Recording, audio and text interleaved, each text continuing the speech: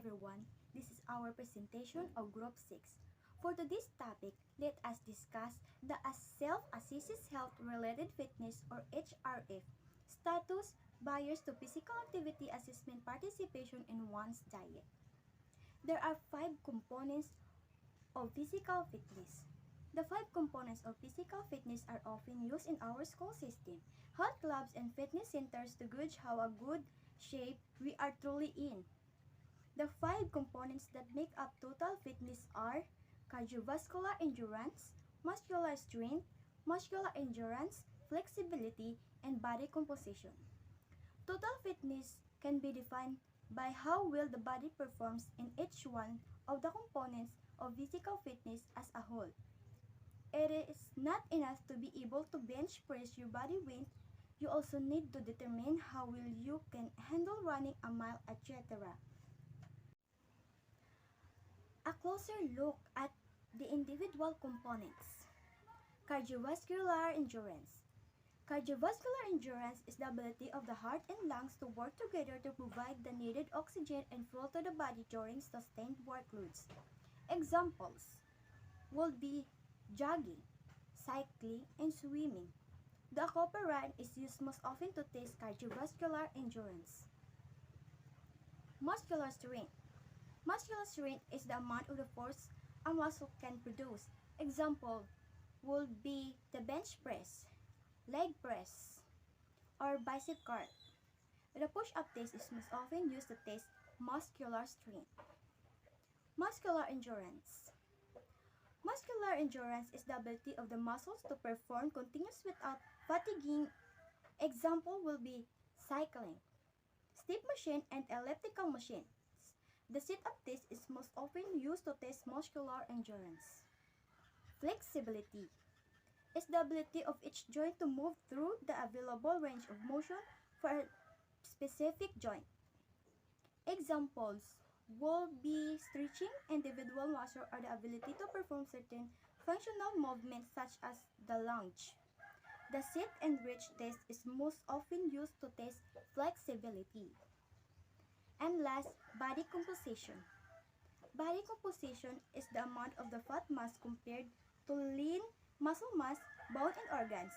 This can be measured by underwater weighing, skin fold readings, and bioelectrical impedance. Underwater weighing is considered the gold standard for body fat measurement, however, because of the size and expense of the equipment needed, very few policies are set up to do this kind of measurement. For the next topic, let us discuss what is the purpose of the fitness self-assessment. I discussed to you about fitness self-assessment. The purpose of the fitness self-assessment is to assess overall physical fitness levels by conducting cardiovascular, muscular endurance, and flexibility tests. It is important to remember that you do not need to score in the excellent category on every test. This is a tool to help you track your fitness levels and make fitness improvements or maintain your current fitness level before testing again. So we have 4 fitness self-assessment. First, 1-mile walk. The 1-mile walk test evaluates cardiovascular fitness and can be done on a track. Procedure: walk 1 mile as quickly as possible. At the end of 1-mile check, heart rate and record your time in minutes and seconds. To measure heart rate, find pulse on either your neck or wrist. Begin counting at 0 and count your heartbeat for 6 seconds and then multiply by 10. Second, sit and stretch test. The sit and stretch test measures overall flexibility of the legs, back, arms, and shoulders. Procedure: remove shoes and sit with your back and pelvis flat against the wall and legs flat on the ground. Slide the set and reach backs underneath your feet until you have wrists flat against the backs. Hold your arms out straight in front of you and place one hand over the other. Move the adjustable measuring arm until the end touches your fingertips. Take a deep breath, and as you exhale, Push the slider forward without bouncing or separating your hands. You have 3 attempts. Record your best score to the nearest centimeter. Third, push-up test. The push-up test measures how many push-ups a person can do in 1 minute and is a good indicator of upper body strength and endurance. Men do push-up from their toes and women from their knees. We have two options in procedure. Option 1, start on your stomach with legs together, hands under your shoulders, fingers pointing forward. Push up into a plank position, keeping hands under the shoulders with back and hips aligned. Bend elbows so the chest is 3 to 4 inches away from the ground, then return to plank position. Do as many repetitions as possible in 1 minute. Option 2. Use the perfect counter located in the employee wellness office. Set the counter by pressing the red on button. Adjust the time to 1 minute and place under your chest. Push up into a plank position, keeping hand under the student with back and hips aligned. Bend elbows until your chest hits the counter and you hear a bend. Do as many repetitions as possible in 1 minute. Fitness self-assessment curl-up test. The curl-up test measures how many curls up a person can do in 1 minute and is a good indicator of core strength. Procedure. Start of your back with knees bent at a 90-degree angle. Feet on floor. Place hand on thighs with arms straight. Begin your curl up by contracting your abdominal muscle, lifting your head off the floor until your hand touch your knees, then return to starting position. Barriers to physical activity. Introduction. Many technological advances and conveniences that have made our lives easier and less active. Many personal variables, including physiological, behavioral, and psychological factors, may affect our plans to become more physically active. Understanding common barriers to physical activity and creating strategies to overcome them may help make physical activity part of daily life. People experience a variety of personal and environmental barriers to engaging in regular physical activity. Barriers to physical activity. Personal barriers. With technological advance and convenience, people's lives have in many ways become increasingly easier, well as less active in addiction. People have many personal reasons or explanations for being inactive. The most common reason adults don't adopt more physically active lifestyles are cited.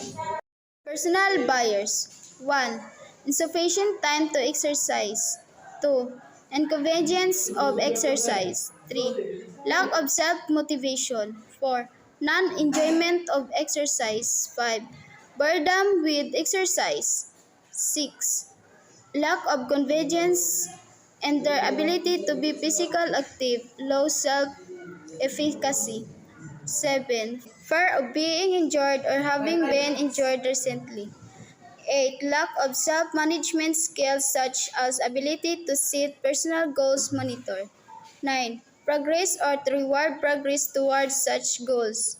10. Lack of encouragement, support, or companionship from family and friends.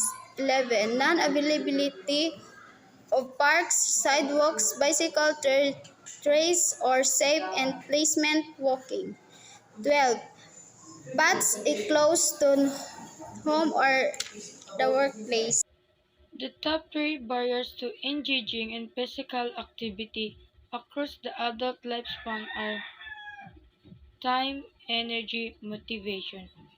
In a 2013 study that aimed to identify the external and internal barriers to physical activity and exercise participation among middle-aged and elderly individuals, the most common external barriers among the middle-aged and either respondents were not enough time, no one to exercise, with and lack of facilities, The most common external barriers for middle-aged respondents were too tired, already active enough, do not know how to do it, and too lazy while those for elderly respondents were too tired, lack of motivation, and already active enough. I discussed to you about other barriers. Other barriers include those facilities, illness, or injury. Environment barriers. The environment barriers in which we live has a great influence on our level of physical activity. Many factors in our environment affect us. All these factors include the accessibility of walking paths, cycling trails, and recreation facilities. Factors such as the traffic of public transportation, crime, and pollution may also have an effect. Other environmental factors include our social environment such as support from family and friend community spirit. It is possible to make changes in our environment through campaigns to support the active transportation, legislation for safer community, and the creation of new recreation facilities.